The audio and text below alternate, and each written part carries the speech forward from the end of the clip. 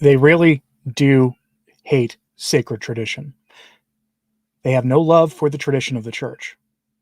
We know this to be true. We've seen this through their own actions. This might be an odd time of day for me to do a live stream. Many of you are probably not even aware that I do live streams. Typically, I do them in the middle of the night, Saturday night to Sunday morning, because of the way my neighborhood is wired for the internet. The weekdays have historically not been good for me to live stream. But that's been a couple of years since I've tried it, so we're going to try it today. And we're going to talk today about both some good news on the traditional liturgical front and some bad news. And I'm curious, which do you want first, the good news or the bad news? Let me know in the comments, please. We have a question for that Linda put in the chat already before we went live. And her comment is, hello, Anthony and all tuning in. Sacred tradition is our treasured inheritance. Is it their hatred of God which has these fools behave such?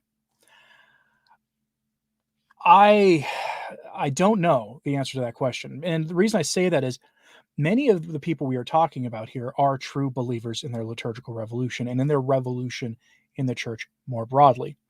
They truly, truly believe. When they invoke God, I have no reason to doubt that they believe in a God.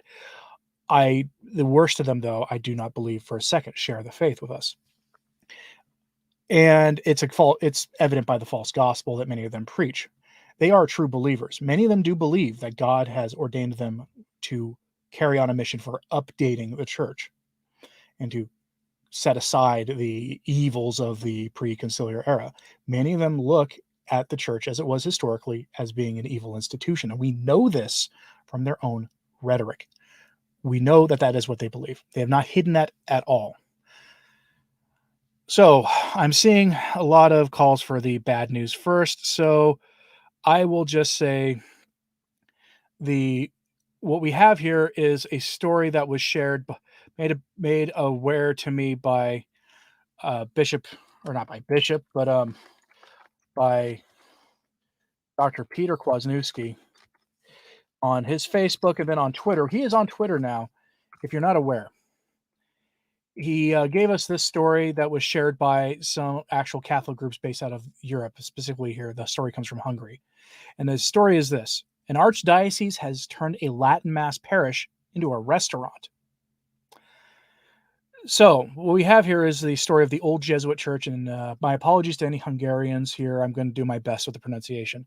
But the story is of the old Jesuit church in Veszprém, Hungary, which had been unused for years. And then the SSPX, the evil SSPX, began celebrating Mass there in 2021 with the initial permission of the diocese, because it's not uncommon that the SSPX will work with local bishops as much as they can, have some kind of relationship with them. For example, many dioceses around the world, when a marriage happens in a SSPX parish, the diocese will send typically a deacon or somebody to just be there as a witness for the diocese. In a lot of places, they have very good relationships. But within a few months after this began happening in 2021, the Archbishop Georgi Udvardy, and I know I'm saying his name wrong, I'm sorry. I put up all this, what I'm reading here on the screen, but I haven't figured out how to do that on StreamYards yet. I think I have to pay money for that. He just decided to forbid the Mass, and he left the church unused again. So it sat there unused. Well, last week, the bishop decided it was time to recycle the parish. He sold it to be turned into a restaurant for the Balaton Wine and Gourmet Festival, which was held this month, September 21st to the 24th. An announcement made by the festival organizers praised the breathtaking interior of the former Jesuit church and announced guided tastings and gourmet experiences by national and international chefs for gourmets. And the picture that accompanies this on Facebook has shows the Mass being celebrated by the SSPX. It's a very humble parish when they were offering it. They didn't even have pews. They had essentially movable chairs that people were sitting in. A very austere looking interior. Because despite what some people who are anti-SSPX will tell you, they don't actually have that much money. Well, that's the before picture. The after picture is where the altar and the sanctuary was a salad bar, and tables had been moved in, and people were dining in a parish. We can hope that the typical rite had been done when a parish is is not used as a parish anymore, there's a right the bishop will do to desacralize the place, because otherwise, I mean, it's already a horrific story. That's bad news enough. Well, that's not the first time this bishop had done this. He had actually done this before. He had done this to a cathedral. Now think about this for a second. We're talking Hungary. It's not a young country. Cathedrals there are going to be old, many of them older than the United States is. And he took a cathedral and did the same thing. Now, my own quick reading on this story is that the laity there were so outraged that they actually did one of those online change.org petitions to get this changed. And what happened? They got 3,000 signatures begging him to not do this. And if he was going to sell the cathedral, at least make sure the buyer preserved the sacred art inside. Well, the result of this was, and they sent this to Francis, by the way, hoping the Vatican would intervene. Nothing happened. The cathedral was sold, and it was turned into a restaurant. So this is why, by the way, when people send me these change.org petitions, please, Anthony, promote this on your channel. I have literally never in my life seen a single change.org petition for a religious use or a secular use have any effect whatsoever. Never once have I seen this. This is what happens. Now, I don't know why anybody would think that Francis would intervene, because the reality of the situation is this. I have it on very good authority from a source that I implicitly trust on this, who is very deeply connected to religious communities in the United States, that it's known among religious that 200 religious orders have been destroyed by Francis. 200. Because there are many, many tiny little religious orders out there, various offshoots of the Carmelites and the Benedictines and the rest. And that 200 of them have been annihilated. That we only know about really the higher profile ones, or the ones that make enough noise to try to defend themselves, like we've seen in the last couple of years. And what ends up happening is their property gets liquidated in some way to the benefit of the Vatican or to the diocese. I almost think that when that change.org petition came to Francis, if he even saw it, that he basically got on the phone with the bishop and said, make sure I get my cut. That's what I expect happened here, because that is what has always happened. They liquidate the treasures of the faith for a mess of pottage. In this case, for money. They sell off our historic buildings for money. In that way, they're worse than the French government was in the early 1900s. There was a dispute in the 1900s between the Vatican, Leo XIII at the very tail end of his papacy, and Pius X at the very beginning of his, and the government in Paris.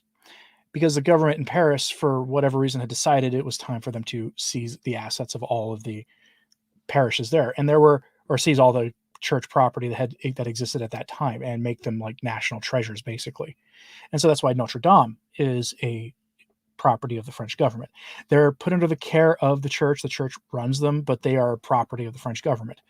And there was some sort of dispute about bishops or something that caused this. At least in that case, the French government kept those parishes as parishes. They kept the Cathedral of Notre Dame and all the other ancient cathedrals there for their intended purpose. And they've never even, as far as I know, attempted to control what was said in those parishes during masses and things. But that's not what goes on anymore. That isn't what goes on anymore. Now we see the German government in Germany chiming in on the James Martin blessings that I reported on this morning. If you haven't watched that video yet, please do so. That's a story that will make the hair on your arm curl when you see it. That's why, but these bishops, they don't care for sacred tradition. They would much rather sell a valuable piece of property than let the SSPX offer the sacraments there. And when the SSPX, in that case, went out of their way to work with the diocese. That is how much they hate sacred tradition. What else could they be motivated by other than antipathy towards the faith and profit? Is the situation in their diocese so bad that they have to liquidate the treasures of the church to pay their bills? Is it really that bad? Or has something else happened here? Are they quietly trying to make sure that the traditional societies have no quarter, have no place to offer the sacraments? go ahead and give me your thoughts on that. What do you think that is? And for Mary Woolley and others who ask, I had offered at the very beginning of this people the choice between the good news and the bad news first. They overwhelmingly asked for the bad news first. So we'll go and briefly touch on the good news here. And this is a story that comes from the Catholic Free Press. Again, I don't have the ability while doing live streams to put things on the screen. I suspect I can only do that if I actually have a paid membership to it. It comes from the Catholic Free Press, and it's the headline for this is "Changes in Warren Parishes, St. Paul Church Now an Oratory for Latin Mass." This was published about 5 days ago. This is, for those of you in Massachusetts, this is good news. So Bishop McManus has decreed that St. Paul Church in Warren is now an oratory in which the extraordinary form of the Mass will be celebrated. A religious community committed to the traditional Latin Mass and new to the Diocese of Worcester will serve the pastoral needs of parishioners, according to the decree dated September 14th. The announcement of the change was made in the parish bulletin last weekend. We're all very excited and hopeful for the future, said Stephen Rust, member of the community. The decree also changed the canonical status of St. Stanislaus Parish in West Warren to a territorial parish to serve the needs of the Catholic community of Warren. And then it goes into Traditionis Custodes and all that other stuff. But Bishop McManus has decreed that St. Paul Church in Warren will become St. Paul Oratory for celebration of the sacraments and Latin Mass using the liturgical books in 1962. And the reason this is good news is because it comes down here. The last bit. Secondly, Bishop McManus has invited the Institute of Christ the King Sovereign Priest to be responsible for the pastoral care and administration of the oratory. What that means is he's invited the Institute of Christ the King Sovereign Priest to come into the parish or into the diocese from outside. I don't know where Warren is in relation to the rest of the diocese, if it's a remote location like a lot of these places are, or if it's located in the industrial waste part of town like a lot of these places tend to be. My home parish is located in the industrial waste part of Tulsa, for example. It's like the biggest stereotype about the traditional Latin Mass you will ever see anywhere. That's where it's located. But that's the good news, that there is expanded for those Catholics in Massachusetts an additional option for the traditional Mass. And I wish I had the Institute of Christ the King Sovereign Priest option, because as much as I love my home community and I would not leave my home parish, it would be nice to have the Institute of Christ the King Sovereign Priest offer a particularly beautiful way of offering the traditional Latin Mass. It's extraordinary, so to speak, and I'd love to see it. Catholic Crusader, surprising show. Yeah, it is. Again, as I said at the beginning, I'm testing the waters on being able to do a live stream during the day, and I'm seeing my signal strength is pretty bad, that it's unstable right now. I'm like sitting 6 feet from my router, and it's telling me to get closer to my router. So again, it's an unstable stream. Let me know in the comments if you're seeing like glitching or lagging or whatnot. I'd be very curious. But get your questions in, get your super chats in now, because I'm not going to stream for too long. This is a test stream to really see if I can do a live stream during the day, because I have a guest I've been wanting to bring on, because we're going to challenge something here. And the challenge is this. A private conversation I had with somebody, we discovered that a formal council of the church had made a decree about Marian apparitions that challenges the idea that you don't actually have to believe in them as Catholics. And then we've forgotten about it because it's such an ancient council of the church. So it's a conversation that needs to be had, because I think it could really turn the whole Fatima conversation. It can make things much more controversial. And we're getting close to the Miracle of the Sun anniversary. So let me know if you want that in the comments. But yes, I'm glad to see so far things are working well for people watching this, because that is the good thing to do. What do I think the traditional community lacks the most right now? Leadership. And unity, frankly.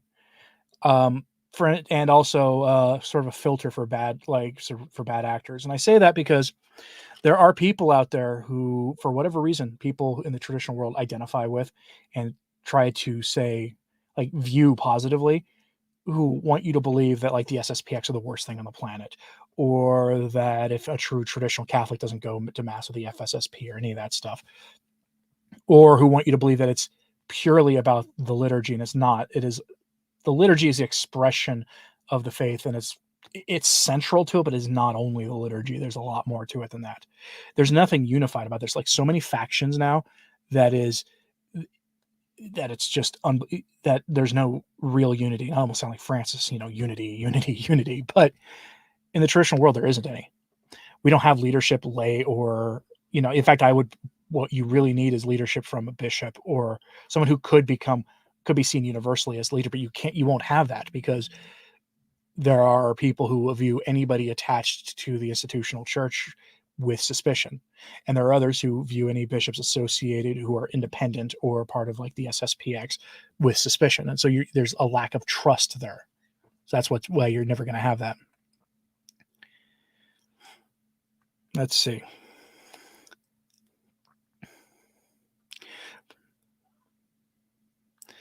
Mark Pollard would like to see the discussion on that council that I talked about. Yes, from Lateran 5. If you ever want to go read the documents of Lateran 5, that's my hint. But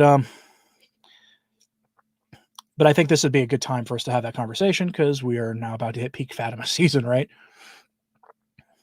Secular can't use that phrase you said, Aaron. The last 3 words, I can't say that on YouTube, so I'm not going to.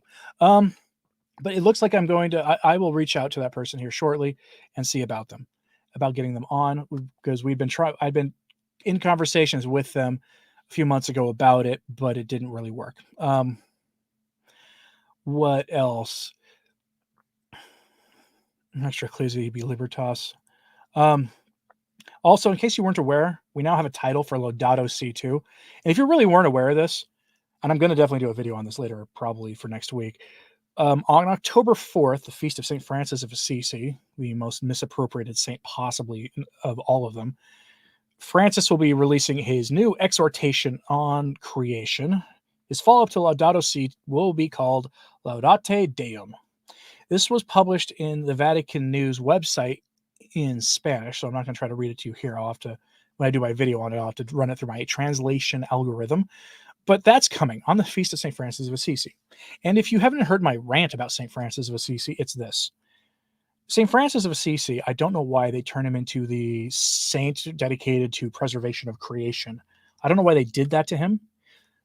Their excuse is that he preached to the animals and he preached to the trees. What they never tell you is that St. Francis of Assisi did that because people were not listening to him actually preach the gospel.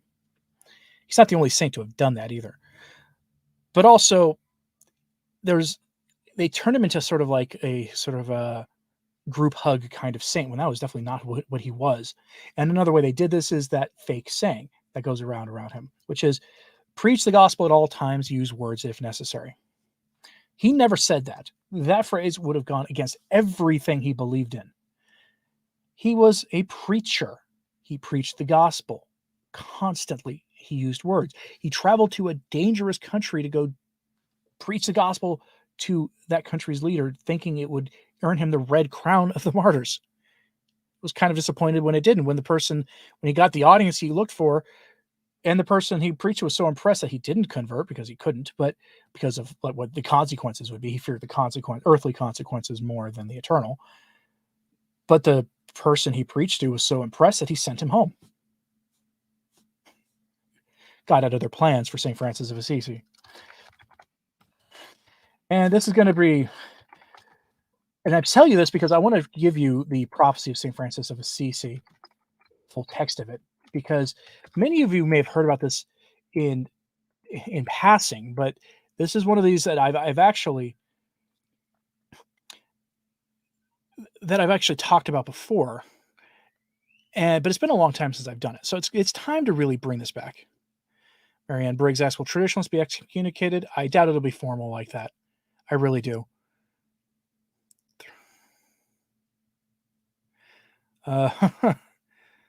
Dean, those are not the words I can't say on YouTube. Slim Jim Martin heretic are ones I can say.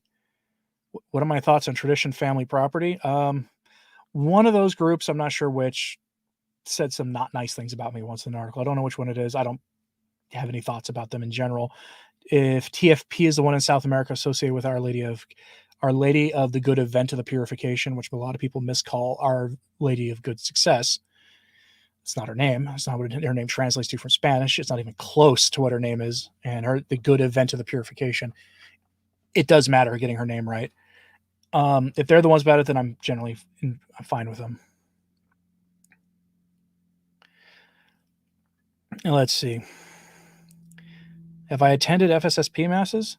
Yeah, I have. I regularly attend mass with the FSSP. I have gone to mass with the SSPX. No, they're not in schism. Anybody who tells you that hasn't actually read what the church actually has said about the SSPX. Benedict XVI said the dispute between the SSPX and the Vatican was an interfamily problem. That they were part of the church. That it was an interfamily problem. That's it. That dispute should be mostly left to the hierarchy. I don't comment on it much because there are other Catholic traditional commentators who spend a lot of time defending the SSPX and do a much better job of it than I would. Kennedy Hall is great for that. Go watch Kennedy Hall if you have any questions about the status of the SSPX. What are the prices of the houses where I live? Probably about $150 these days, I think. Gone up a lot in the last 5 years. But here's the prophecy of St. Francis of Assisi. It's really short. Again, this has been approved by the church and is attributed to St. Francis of Assisi. And I keep repeating St. Francis of Assisi because it's important. Bear in mind who said this.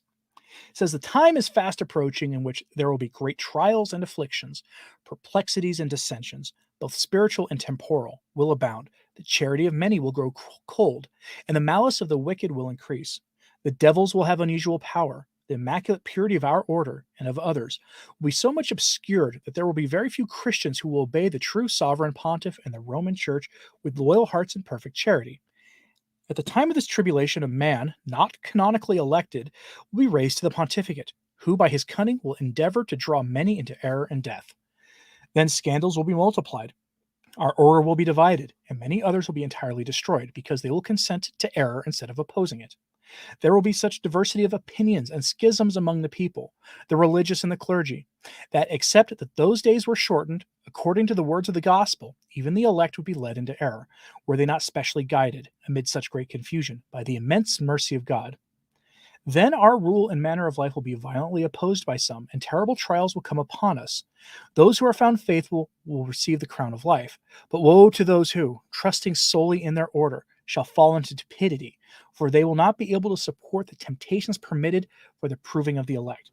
Those who persevere in their fervor and adhere to virtue with love and zeal for the truth will suffer injuries and persecutions as rebels and schismatics. For their persecutors, urged on by evil spirits, will say they are rendering a great service to God by destroying such pestilent men from the face of the earth. But the Lord will be the refuge of the afflicted and will save all who trust in him. And in order to be like their head, Christ, these, the elect, will act with confidence, and by their passing will purchase for themselves eternal life. Choosing to obey God rather than man, they will fear nothing, and they will prefer to perish rather than consent to falsehood and perfidy. Some preachers will keep silence about the truth, and others will trample it underfoot and deny it. Sanctity of life will be held in derision even by those who outwardly profess it, for in those days Jesus Christ will send them not a true pastor, but a destroyer. The prophecy of St. Francis of Assisi, ladies and gentlemen. Think that applies to today? I have read a couple of different biographies of St. Francis of Assisi, at least two, I think more like 5 of them, several years ago. He was not how he is portrayed. He should not be associated with Laudato Si 2 or Laudato Si in general, or Pachamama, because the Pachamama enthronement in the Vatican was done on the feast of St. Francis of Assisi. And yet they co-opted him for that. And what do you think that is? Because they needed a mascot, somebody who they could use to essentially baptize what they're doing. That's what they've done. I wish it wasn't so. First Lass says, it's interesting that Francis would choose to be Francis in light of that. I don't think he even knows about that. The story about why he chose the name Francis, by the way, he was going to be John the 24th, but the story is that he was, after he won the conclave, he had a cardinal sitting next to him leaned in and told him to remember the poor. And St. Francis of Assisi is associated with poverty for obvious reasons, and that's why he chose the name. I don't think he knows about that prophecy. I don't know if he may not even believe in these things. Did I read the Chesterton book on St. Francis? Yes. I also read the Chesterton book on St. Thomas Aquinas. His book on St. Thomas Aquinas is widely considered by experts on St. Thomas to be like the best biography on St. Thomas Aquinas. So if you're going to read one, read that one. The Chesterton's writing is unusual in its presentation anyway, so it's going to be more engaging, I think, than a typical biography. Priest is asked in the chat for prayers. Please pray for the priest. Please pray for your priest as well. You could call an updated We Were Warned series Here We Are series. I make no such claims. I make no such claims that we are actually in those times. I say it looks like we are, and it looks like we're headed towards the culmination of events, but I make no such predictions because I am not a prophet. I just simply read what approved mystics and who are much more likely to be prophets have said than I do.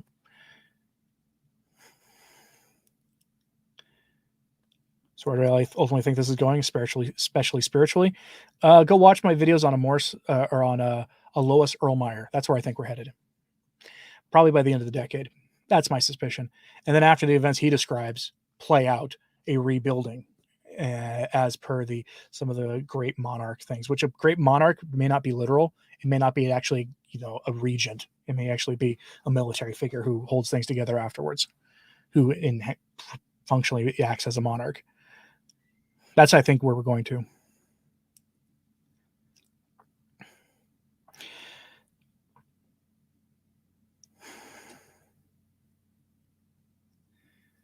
Okay, if anyone has any other questions, super chats, or anything, this is the time to get them in. Keep up my great work on Catholic Growth, Father McTeague. I love when you're the guest. I always enjoy when he has me on, and he doesn't have me on very often, which I totally understand, but I always enjoy because the conversations with him are especially fruitful.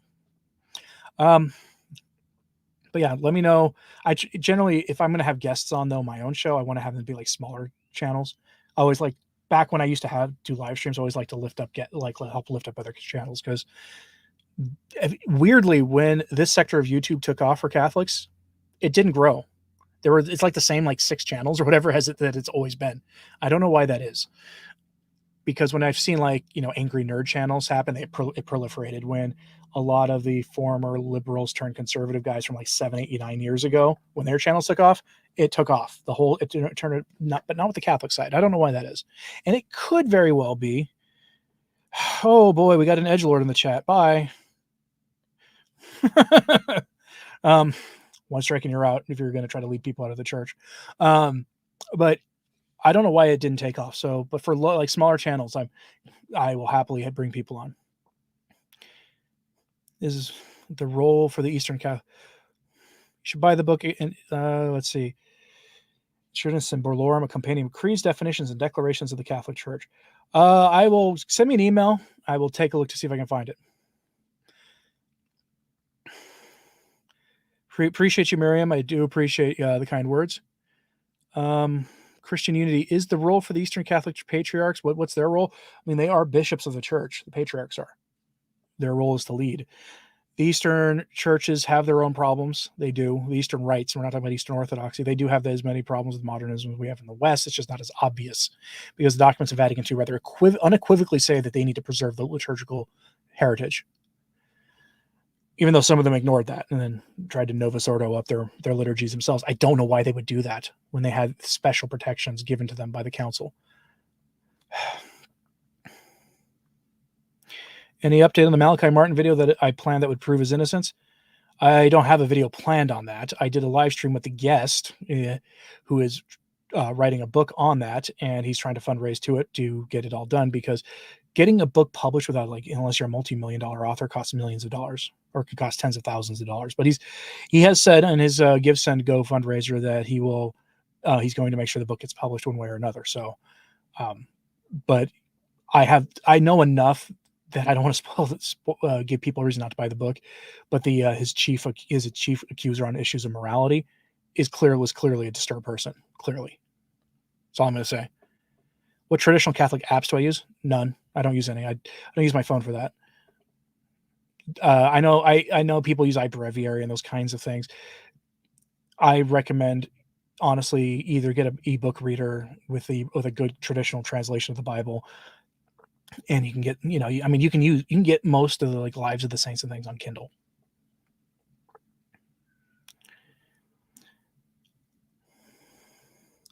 Academ, I must have missed your first comment, so Legit question. Jesus called out the Pharisees for having too many laws. How does the RCC defend its canon law? The Pharisees has 613 laws and RCC has 3 times as many. But most canon laws aren't for like things. These aren't like the same kind of laws that the Pharisees had. The Pharisees had all these kind of like moral laws about things you can't eat and things you can't wear and that kind of stuff. Most of the canon laws, if you read the Code of Canon Law, it's mostly about like your rights in the church, procedural things. And they're completely fundamentally different things.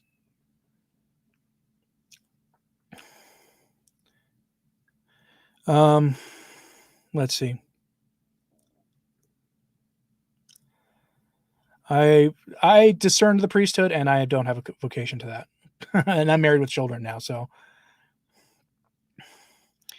Patriarchs can issue a dubia? Yes, patriarchs can issue a dubia. Any bishop can issue a dubia. In fact, I suspect the laity could too, if they're well connected.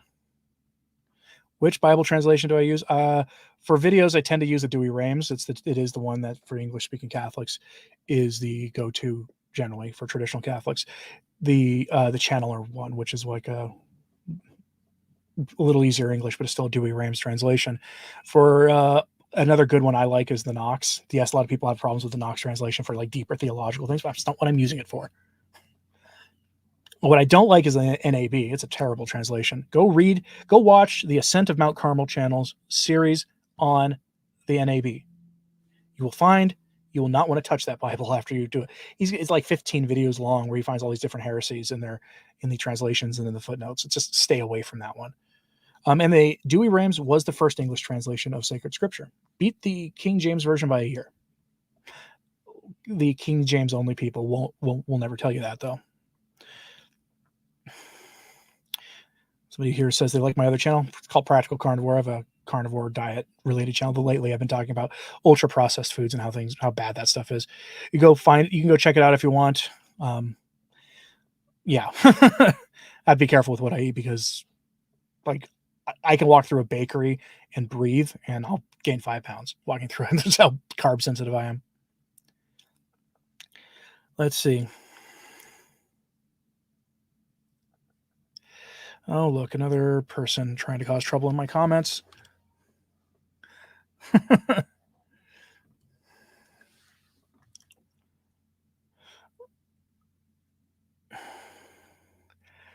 Yeah, Christopher, most people are happy to have such people like non-Catholics around. Well, this wasn't that way. I've had at least 2 people now in my comments here trying to cause trouble.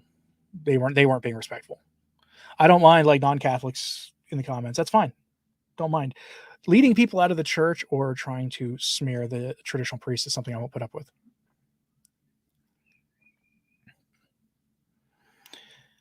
Let's see. Lab-grown meat. Yeah, the FDA did just approve that, so I'm not surprised. All right. So thank you guys for tuning in. I do appreciate it. What's the name of my other channel? I'll put it in the live chat there. It does not have this, my Hilaire Belloc logo thing, just like a teal thing with a couple letters in it or something. It's pretty small, 13,000 subscribers, but if you are into that kind of stuff, it is not a explicitly Catholic channel. It's meant to just talk about these issues because I am pretty passionate about stuff. I mean, like I got my PhD in like sustainable development, right? And that's why I have such strong opinions about Laudato Si and other things, and why I recognize what's going on because I got my PhD in weirdly related fields to this stuff. But I was initially studying like food systems because could never figure out like why people in America live in places like food deserts. I could never figure it out, and why so many people would do everything they were told to do and their health conditions were getting worse and worse and worse. Now I have a much better understanding of it. So, and I go into that stuff on that channel. Anyway, thank you all for tuning in, and I do appreciate you. And if you haven't watched today's video, please do so. It gives you an idea of what's going on, and it's directly related to the synod. So would it be willing to discuss corrections to Laudato Si using your knowledge and why I went into that in my dissertation. It's weird is I did some videos on that early on and nobody watched and there was no interest in it. So I didn't really pursue it, but I'll try to weave it into include that into my, when that document's released, like the highlights of the document and why they're wrong or whatever. Anyway, thank you all for tuning in, and check out the video I did today. And if you liked this, let me know and I'll try to do the live stream during the week in a few days or next week. Anyway, thanks again. God bless.